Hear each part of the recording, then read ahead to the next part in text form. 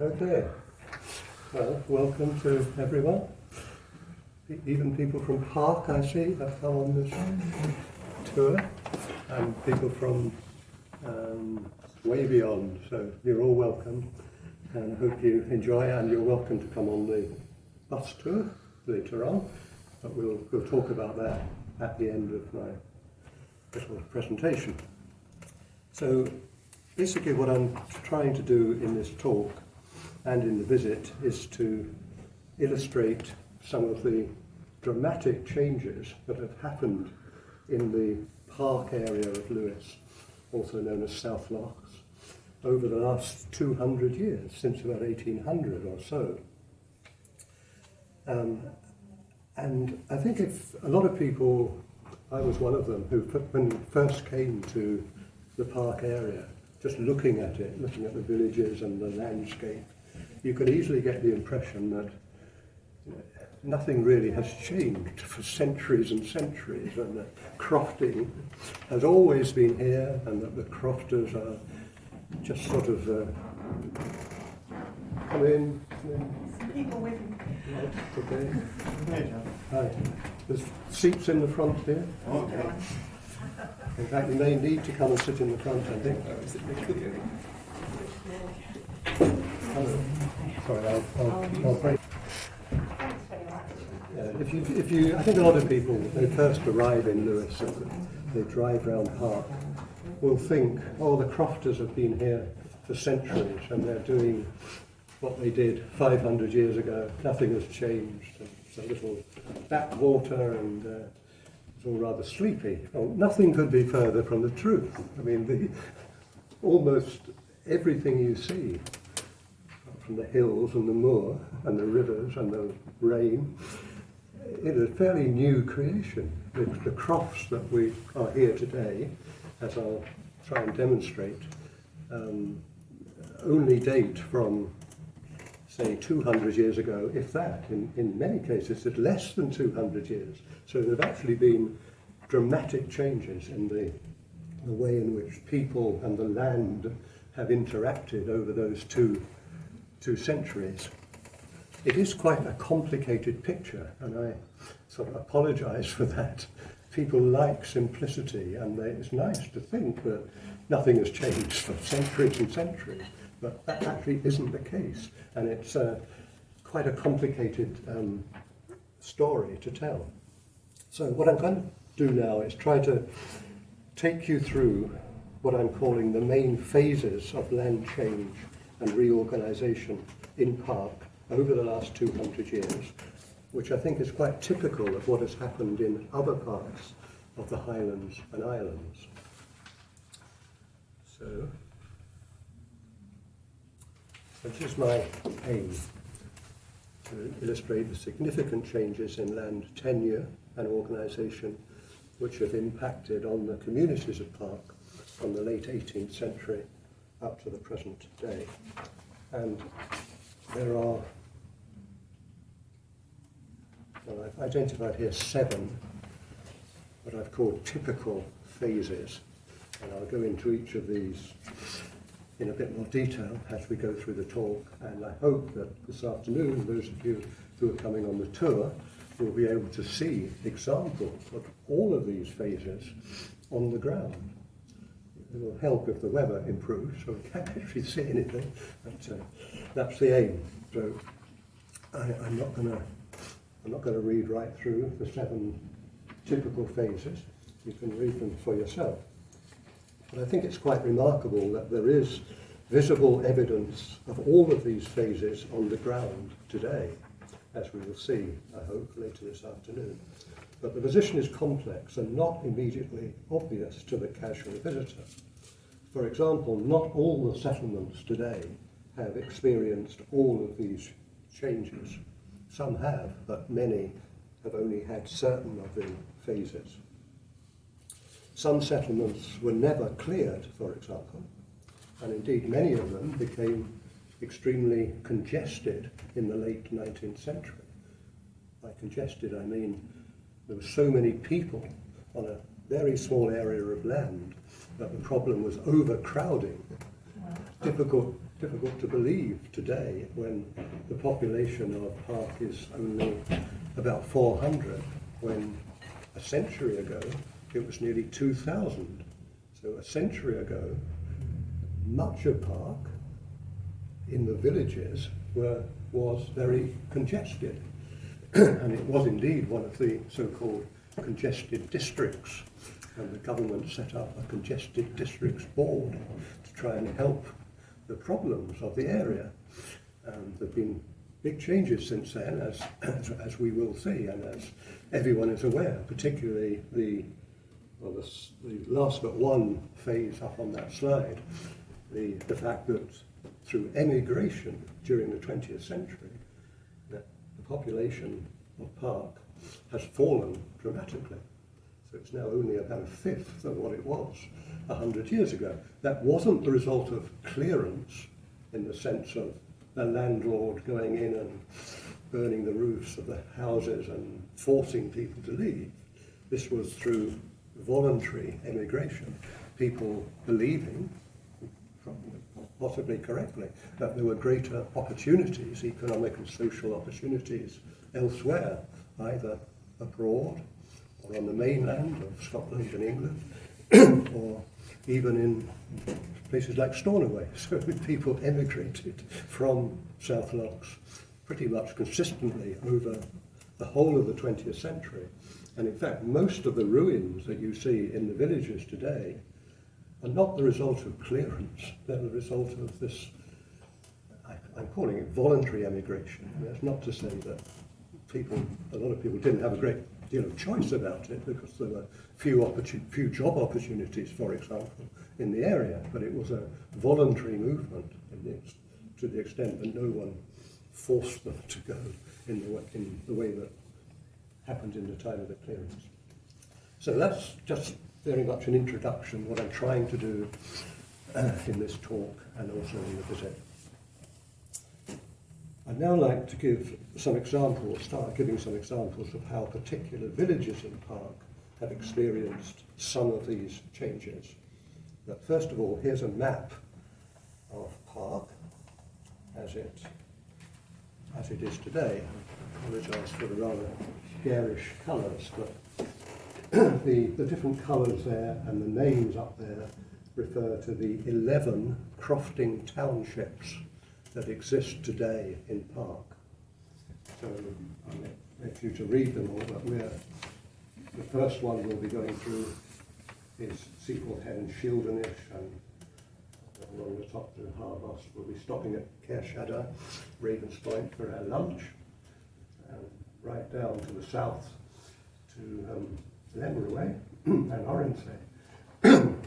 Stimmerway is no longer inhabited at all, but used to be inhabited, and but it's not actually under crofting tenure today. In terms of where the people live, all of these areas are, as you can see, large areas, but the people actually only live in very small parts of most of the areas shown in different colours there are the common grazings of the crofting townships. And this is always, in a way, has always been the paradox that Pairc itself is a huge area, and but at the same time, and the number of people living is fairly small, but the people that are there are all live together in quite a small part of the area, so you can get congestion or overcrowding, as there was in the 19th century, even though the area as a whole looked as though it was very lightly populated. So that's, you can see the names of the villages that I think are familiar today to all those who live in Pairc. But I'd like just to go back now to another map. And this is one that Angus MacLeod, the late Angus Ease MacLeod, he drew this map. He died in 2002, so it was produced shortly before then. And it shows the wider area of Pairc as it was in the early 19th century, which is pretty much the start of this 200-year period that I'm going to talk about. Now this map shows a much larger area. All this area to the south of the inhabited villages today is now totally uninhabited, but that is still, it's not part of the Pairc estate as we know it today. It's part of the Ishkin estate, but it was part of the area known as Pairc, which was the personal deer forest of the owners of Lewis for centuries, hence its name.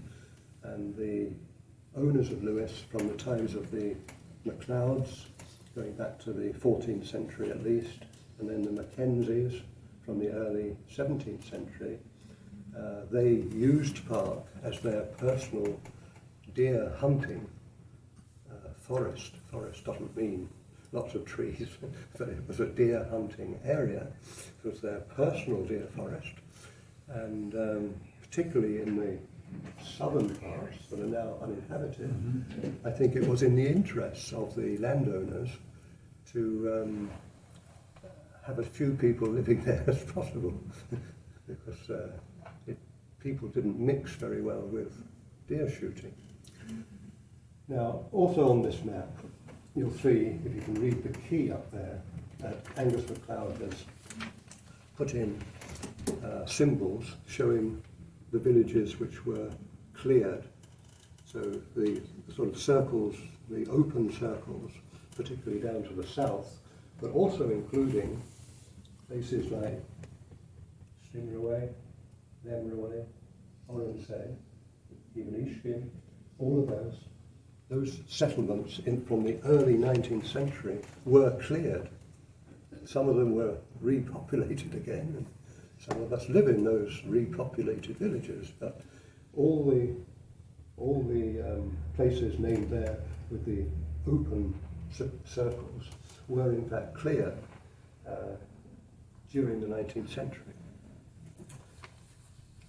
Now Angus MacLeod, as many of you will know, was a fantastic historian, and he left behind his archive which is now at Ravenspoint, and when those that are going on the tour, when we stop there for lunch later today, we'll be able to have a quick look at the archive. A lot of what I'm saying, it really comes from the work that Angus has done, and there is a website as well, so you can get a lot more information. But I suppose the point I want to make about this map, not only is there a lot of villages that were cleared, some of which, but not all, have been since repopulated, there were a whole load of villages, particularly all of the areas up there, the hatched, difficult to see the hatched lines up there, but that's what Angus calls undisturbed townships.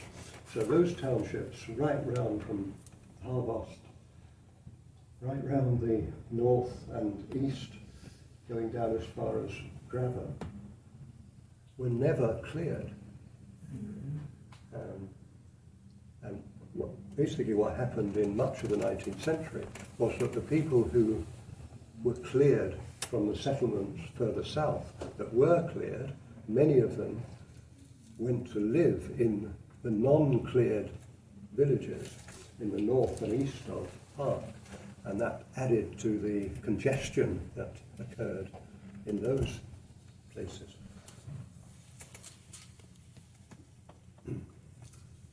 So that's just sort of general background. Now let's home in a bit more and look at some of the individual settlements in a bit more detail. And I'm going to start with the former settlement of Cleita, which is in the northwest corner of the Pairc estate, very near to where we are now, just opposite Balallan, so it's there. And there's another village nearby, Shildenish. So the village of Cleita, and I'll show you an aerial view, which that's, if the weather improves, we may, when we go outside, be able to actually see something of this from even from the car park here, looking across the loch to, this is Loch Erisloch going up there, This is the head of Loch Erisort coming to an end just there. And opposite us, we're sort of here at the moment, looking across is the old village of Clayton. And that village was cleared in the 1830s and has never been repopulated. But the thing about Clayton that I'd like to stress is that as far as I am aware, as far as Angus MacLeod is aware, that area, the old village of Clayton, was never actually crofted. It was an example of the pre-crofting landscape, where people did live there and they did work the land, but they did so under the Runrig settlement, Runrig system, which was a much more communal system than Crofts. So under Runrig, individual families didn't have particular strips of land that were theirs, that they tenanted. The land, the in-by land, was worked communally. There were different bits of land, but no one actually owned or even tenanted particular strips. And indeed, the strips could be reallocated between families, sometimes on an annual basis. I think on the grounds that everyone would get a fair share of the good land and the not so good land. And what's remarkable about Clayton, and not just in Pairc, but I think in the whole of Lewis, it's one of the few remaining places where you can see the former Runrig settlement, because it was never crofted or repopulated. In fact, I think all the villages in Pairc would have been like this at one time before crofting was introduced. It's just that we can't see the evidence in most of the other villages because subsequent events have obscured the original landscape. But here you can see the Runrig, the Fiannagan, sometimes pejoratively known as lazy beds. Nothing could be further from the truth, I think, in terms of laziness. But the Fiannagan are the cultivation beds that this Runrig settlement used. They didn't belong to particular families, but they belonged to the community as a whole. And from this aerial photograph, you can see the extensive extent of the Runrigs going right down to the shore here. And the other thing about this settlement, and again, this was true, I believe, of all the villages in Pairc at the time, in the early 19th century, late 18th and early 19th century, is that the people, their houses tended to be grouped together. So that was the main centre of population. And there are several houses in ruins now, old black houses. But because it was a Runrig settlement and people didn't own or tenant individual bits of land, they tended to live together in a nucleated settlement, a bit like an English village. Very different from the crofting landscape that succeeded it, and which most of us are very familiar with today, where you do have individual crofts which belong to, tenanted by particular families, and typically the family will build a house, in some cases more than one house, on their croft. So you get a much more dispersed settlement pattern. That wasn't the case in the late 18th century, and Clayton shows what I think would have been true of all the villages in Pairc before crofting was introduced. So it's one of the best preserved such settlements in Lewis, and on the ground we probably won't see today, unfortunately, but you can see from this photograph the ruins of, we think there are 6 possible black houses, most of them grouped together to form a nucleated settlement, 6 barns, including one substantial kiln barn, 3 other possible stackyards or yolin, extensive cultivation rigs of Flanagan. So 5 families lived there as tenants or subtenants, apparently managing the land communally under the run rig system until the settlement was cleared for sheep in 1838. And all the villages of Pairc would have looked like this at one time. The reason that Pairc is so well preserved is that it was never subsequently lotted or resettled, unlike most of the other villages. Now I'm going to go back to the Anders MacLeod map, early 19th century. So we're now coming on to the next phase, if you like, the lotting of, or setting up of crofts, individual crofts within villages. This started in the case of Pairc around, or I think just before, 1820, and was consolidated and extended around 1850.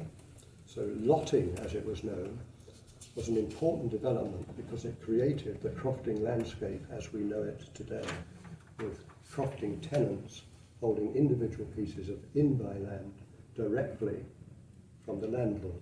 Now, there were reasons why the landlords decided to move to crofts rather than the former run rig settlements, and we can perhaps go into that in discussion, but a reason was that the landlords, before crofting, what typically happened was that the landlords leased a large area of land to an intermediary person, often a member of their own family, known as a taxman, T-A-C-K, taxman, and that person had the tack of a larger area, and they then sublet it to the tenants who worked the land on a run rig settlement. And the landlords, and I'm talking here about the Mackenzie landlords, who owned the whole of Lewis up until 1843, and then the Mathesons, Sir James Matheson, who bought Lewis in 1844, and the Mathesons owned it right through to the end of the 19th century. They, basically what they wanted to do and succeeded in doing was cutting out the middleman, the taxman, so that the landlord then rented the land directly to the crofting tenant, and they reckoned, and probably did, benefit financially from that arrangement by cutting out the taxman.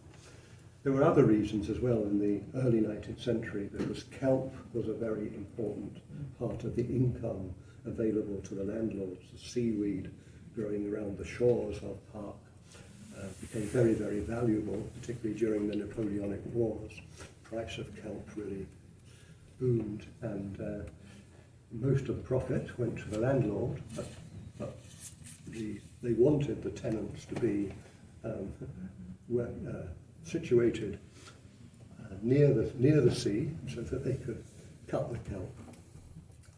And I think that was another reason too why crofting was set up, because many of I think all of the crofts really in Pairc have a sea boundary.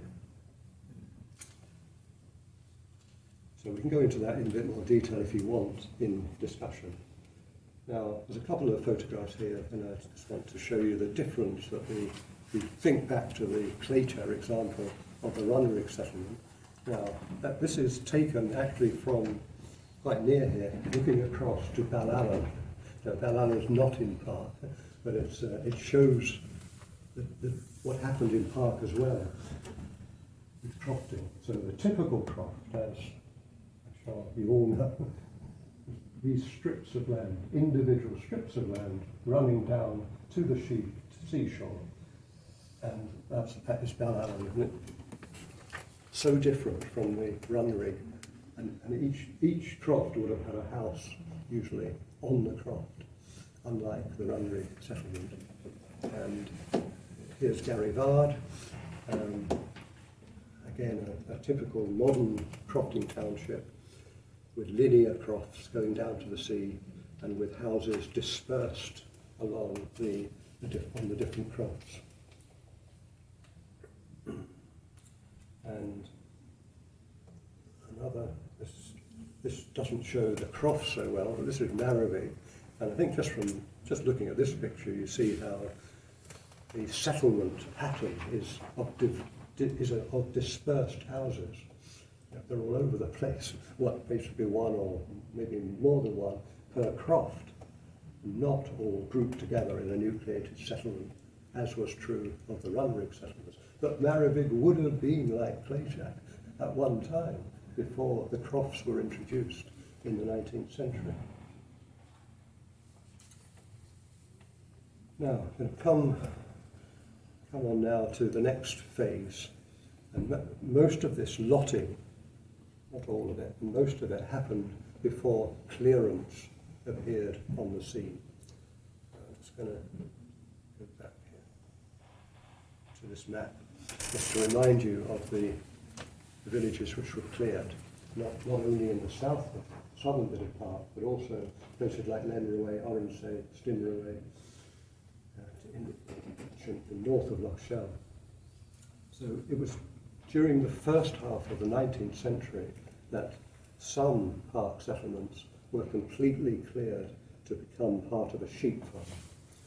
And the most notable such villages that were cleared, and by clear I mean entirely, the whole settlement was erased. People were forced to move. Sometimes they were offered other places to go to. Nonetheless, it was a forced movement instigated by the landlord because they expected and did get a higher income from renting the land as a sheep farm. That didn't last forever, but that was certainly the motivation at the time. So, notably, Shieldenish and Claychack up here,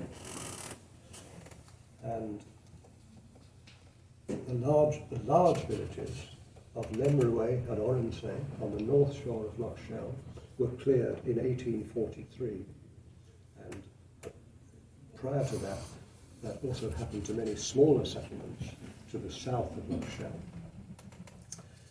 And it seems to me, looking at the first Ordnance Survey maps for Lewis, which were published in 1854 and were surveyed a few years earlier, around about 1850, that both Lemraway and Oronsay, for example, had already been lotted into individual crofts before this clearance in 1843 took place. Now, I didn't used to believe that, but looking at the Ordnance Survey map surveyed about 1850, it's clear to me that already you can see the settlement pattern is more dispersed than it would have been had lotting not taken place. I haven't actually brought that Ordnance Survey map with me. It's a large map, but based on mainly on that map, it doesn't show either Oronsay or Lemraway in 1850. Sorry, in 1850, but it shows houses in ruins, which would have been the ruins of the houses cleared in 1843, and those houses are actually distributed quite widely across the land area of Lemraway and Oronsay. So I now believe that both of those settlements were lotted sometime between 1820 and their clearance in 1843. It seems an odd thing for the landlord to have done, but it does appear that happened. Now, the Angus MacLeod Archive, which I've already mentioned and is at Ravenspoint, this includes invaluable material derived from oral history mainly about the 1843 clearances of Lemraway and Oronsay. Those villages together had a population of over 300 people when they were cleared in 1843. The combined population today is more like 60, I think. But a lot of things have happened between clearance and the present day, which I'll come onto in a moment. But they were big villages, and they were totally cleared in 1843. In fact, there had been an earlier unsuccessful attempt by the Seaforth Mackenzie landlords and the legal authorities to evict the inhabitants of Lemreway and Oronsay in 1842, the year before. But that attempt, that is one of my few lighter moments in this rather dull talk, but that attempt by the Seaforth Mackenzies to clear the inhabitants of Lemreway and Oronsay in 1842, was thwarted by the women of the villages, exercising, according to a report in the Inverness Courier, a little, quote, rough handling of one of the evicting officers. This was apparently a euphemism for cutting his trouser braces, which led to a hurried and undignified retreat. However, they were back again the following year, and this time the women of Lemreway didn't prevail. Lemreway and Oronsay were cleared. So clearance did happen in parts of Pairc, but not in all parts. Another sort of interesting example, if you like, and I'm never sure really whether to call this a clearance or not. Angus MacLeod has no doubt that it was a clearance, and that was the clearance of Stimmerway in 1857. Now, Stimmerway became uninhabited in 1957, but this was more like a planned resettlement by the Lewis estate, rather than the sort of forced clearance which had earlier affected Lemreway and Oronsay. And of course this happened under the Matheson landlords rather than the Mackenzie landlords. And it was in 1857, coinciding with the quote, clearance of Stimmerway, that Lemreway was resettled. So Lemreway was resettled in 1857, was cleared in 1843, but resettled in 1857 mainly by the residents of Stimmerway, who it seems had up until 1857 a long lease on Stimmerway, because they had the land of Stimmerway as a joint tenancy under the Runrig system. So Stimmerway, I believe, was not lotted into individual crofts like Lemreway and Oronsay. It remained a Runrig settlement up until the time it was abandoned in 1857, and most of the inhabitants were relocated to Lemreway. So this was actually, I think, an interesting example of a private estate resettlement scheme carried out by James Matheson, apparently at the behest of the lessee of the Pairc sheep farm, who was happy to give up land in Lemreway, where apparently sheep were prone to falling over the cliffs. Yeah. So he was prepared to give up give up Lemreway and repopulate Lemreway in return for the more centrally located territory of Stimmerway. So up until 1857, Stimmerway was like an island of inhabited land within a sea of the Pairc sheep farm. And that probably wasn't very efficient for the sheep farm. So this relocation, resettlement happened. It was actually planned by the Pairc estate. All but one of the current 33 crofts in Lemreway date from this period. The final crop 33 seems to have been added around 10 years later. Now, whether you call that clearance or not, I think is a contested point. Angus MacLeod absolutely believes it was cleared, but I don't think it was cleared in the sense of the landlord going in and evicting people, as they did only 14 years previously in Lemreway and Oronsay.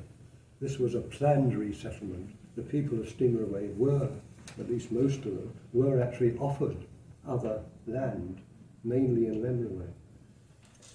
Now, no doubt a lot of pressure was put on the tenants of Stimmerway to take up this kind offer of the landlord to go to Lemreway, but it wasn't in the same league, I think, as the classic clearance. Moving on, many of the families cleared from settlements in the first half of the 19th century, including those south of Loch Shell, emigrated or moved to places out with South Lochs. But a good number found refuge as often as landless cotters or squatters in the other villages of Pairc, which had not been cleared. That's particularly these ones up in the north and west there, from Harbost going east, north and east. So going from Harbost east to Cremor, Narrabig, coming south to Calbost, to Grava. None of those were cleared, but all of those settlements got an influx of population from the settlements that were cleared further south. And this led to acute overcrowding in many of those settlements. And this congestion was reinforced by a high natural increase of population, reflecting progress in medical care, leading to reduced infant mortality. Now, I'm just going to move on now just try and hold that map again in your minds. I'm going to move on now to Calbost, which we will be visiting this afternoon, and we'll be stopping there, and if the weather permits, we could even take a short little walk along one of the roads from which this photograph was taken. And this demonstrates to me the congestion that there was in many of the villages in the late 19th century. Calbost was an extreme example of that. It's also probably the best documented example of congestion or of any of the history, because Angus MacLeod lived in Calbost or came from Calbost. So as you will have the opportunity of seeing in Ravenspoint at the archive, there's tremendous amount of material in there about the history of Calbost, pictorial histories of each of the Crofts and the whole history. And so Calbost, we know a lot more about the history of Calbost than any of the other settlements, thanks to Angus MacLeod. But I think in many ways, including this congestion, it was typical of many of the settlements. So in Calbost, by 1901, at the peak of the congestion, there were 45 families living on the 14 Crofts in Calbost. Sometimes you can work out on average, but sometimes there were 4 or even 5 families on a single croft. Now this was at the same time as the whole of the southern part of Pairc had no one living in it at all, because by that time it had become come back to deer forest. Sheep farming had proved by that time unprofitable. But Calbost in 1901 had a population of about 200, compared to only 55 in 1831, so a huge increase to become congested. But as I'll come on to in a moment, that 200 population in 1901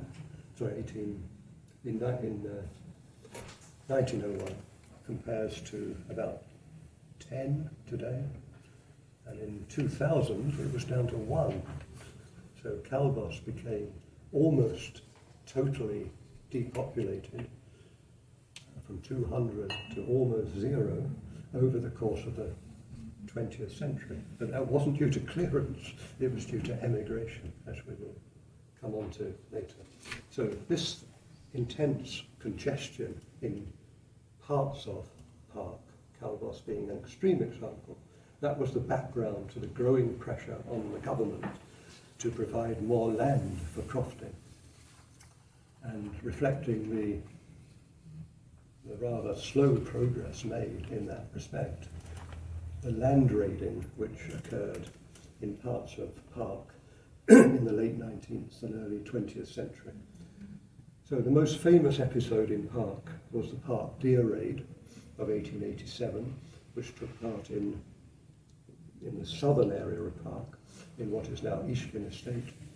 And that was really to draw attention to the fact that there was such a shortage of land for the congested people living in the villages further north.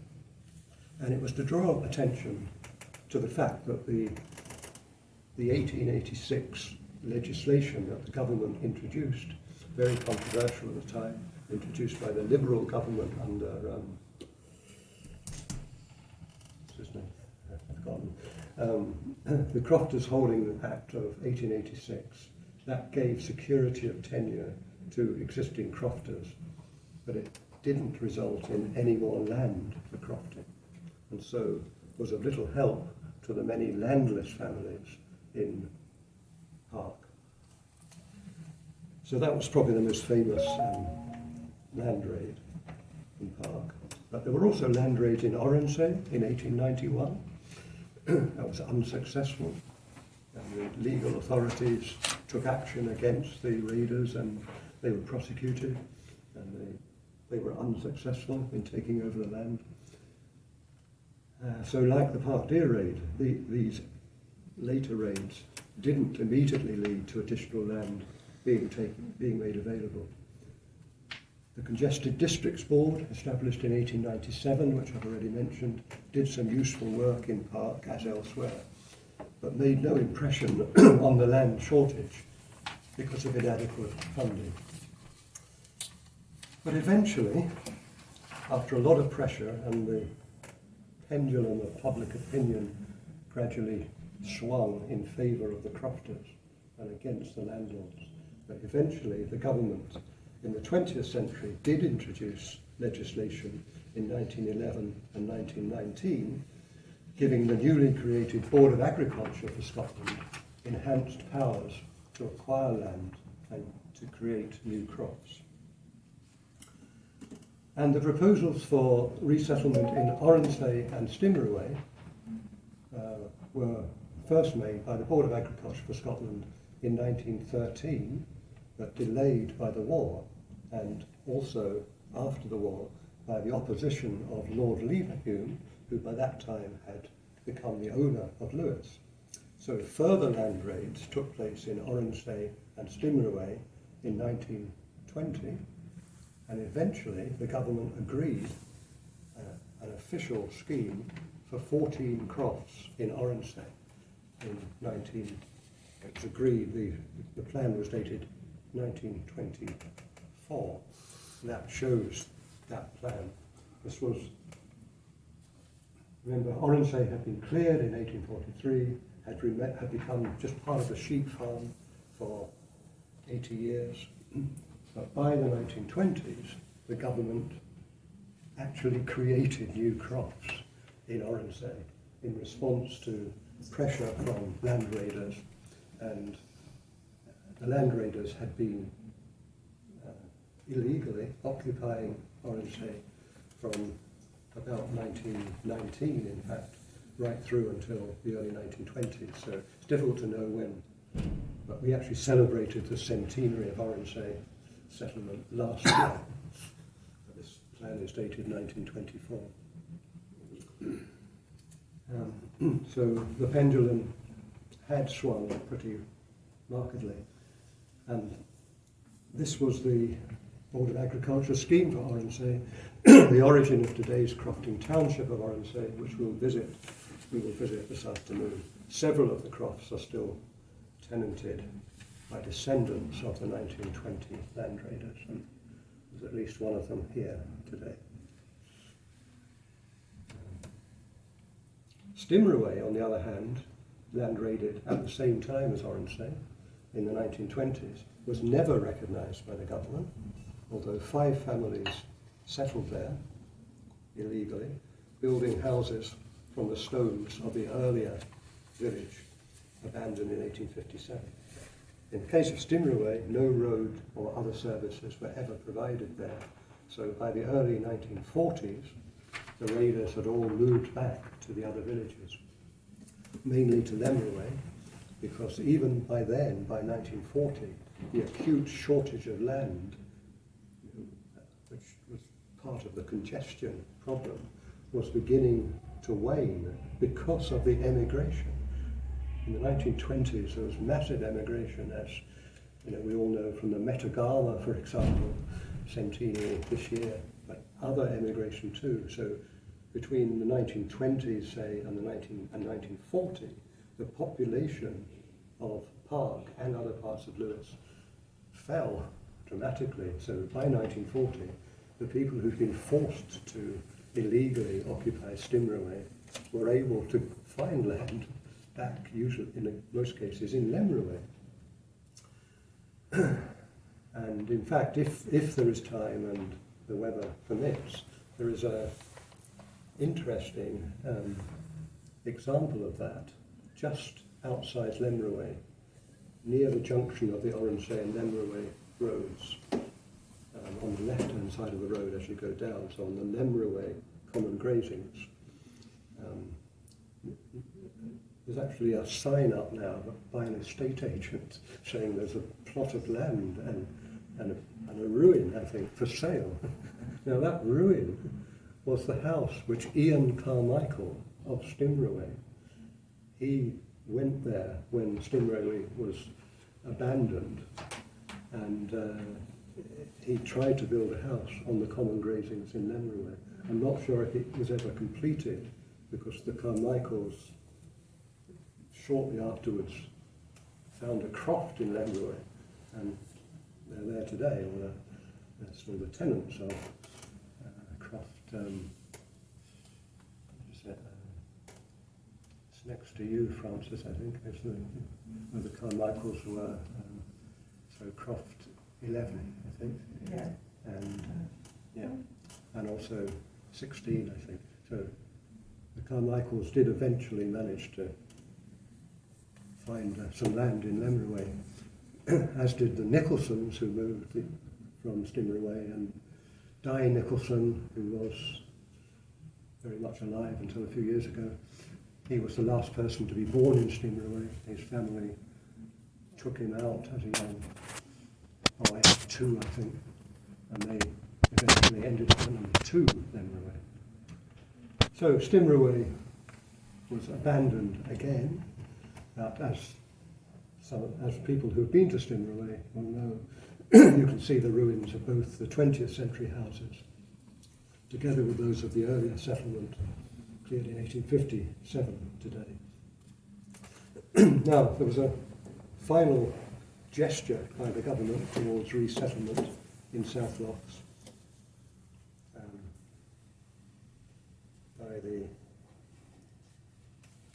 that's Stimroway, that's the ruins of, on the right anyway, is the ruins of the last 20th century house to be occupied. But then, shortly after Oronsay, in the 1930s, Glen Grava was the subject of a government resettlement scheme.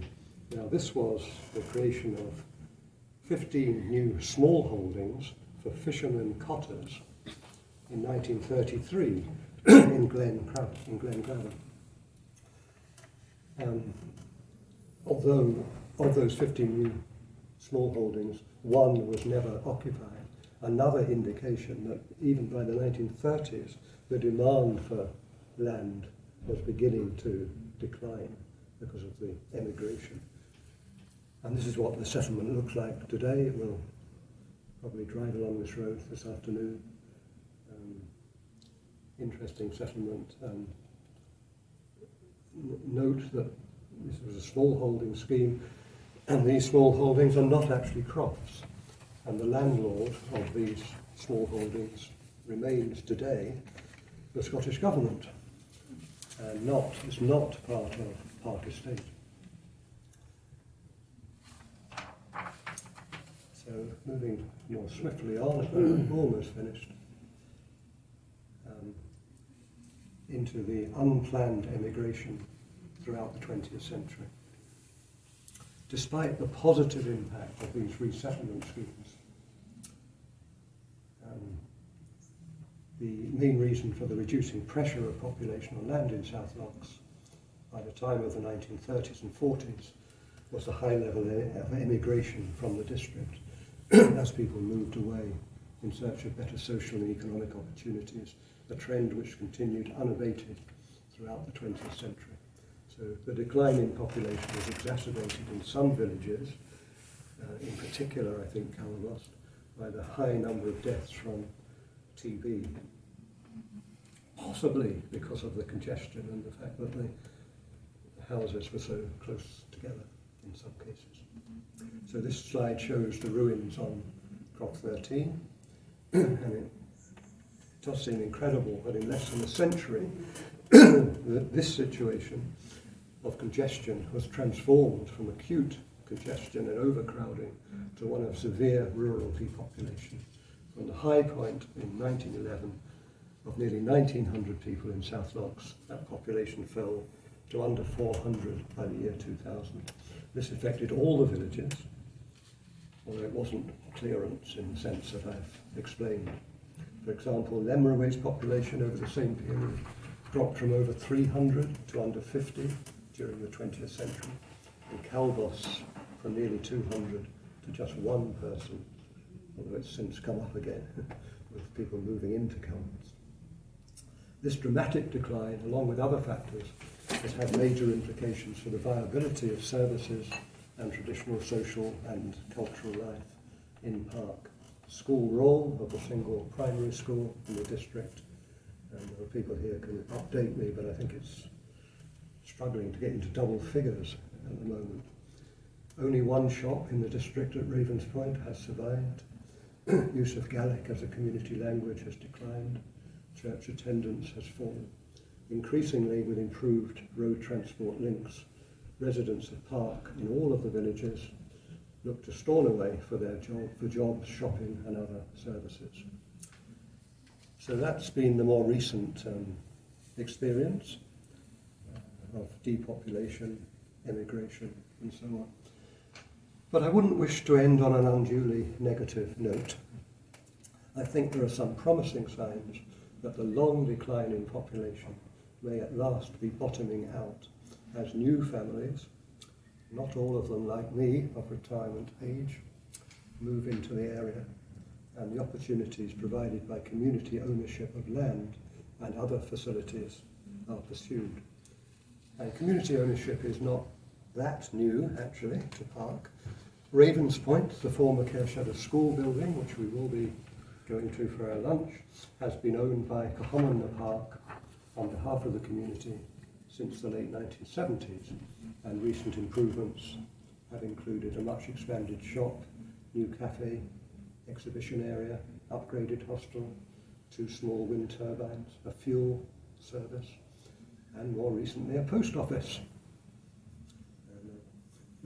There are people from Ravens Point here today, and you'll have a chance at lunchtime to see the facilities there, including the Common Yactories Museum and the Angus Cloud Archive, which, as I've mentioned, contains much material relating to the land struggle in Pairc. Last, and by no means least, you will all be aware, or most of you will be aware, that Pairc Estate was finally purchased on behalf of the community in December 2015 by Pairc Trust, after our own land struggle, which lasted 13 years. The Trust has already taken several initiatives to create local jobs and improved community infrastructure. For example, the conversion of the former care unit in Grava to provide 2 new, well-equipped social housing units. So, let's just about come to the end, you'll be pleased. The itinerary for this afternoon's visit, for those that want to come, is as set out on this, and it's also on your handout there.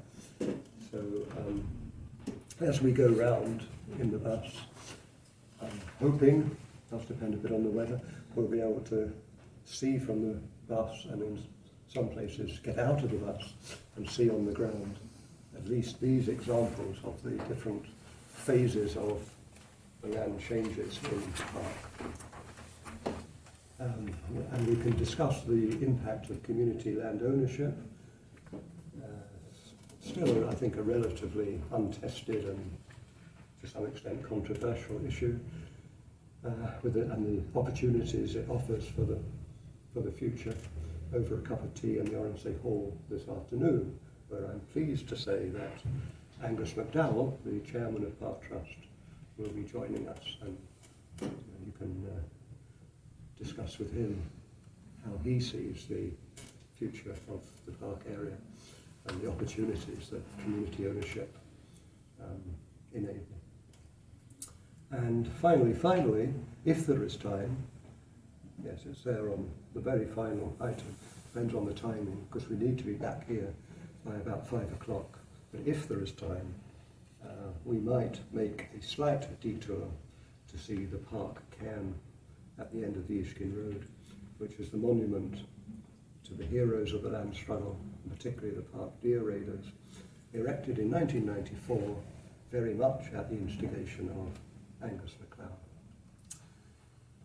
And also mention that this year's Angus MacLeod Memorial Lecture on the 27th of October in Pairc School will be given by Emeritus Professor Will MacLean, who was the designer of this cairn and the other land monuments in Lewis. So he'll be giving that lecture on the evening of 27th of October. So I will end there.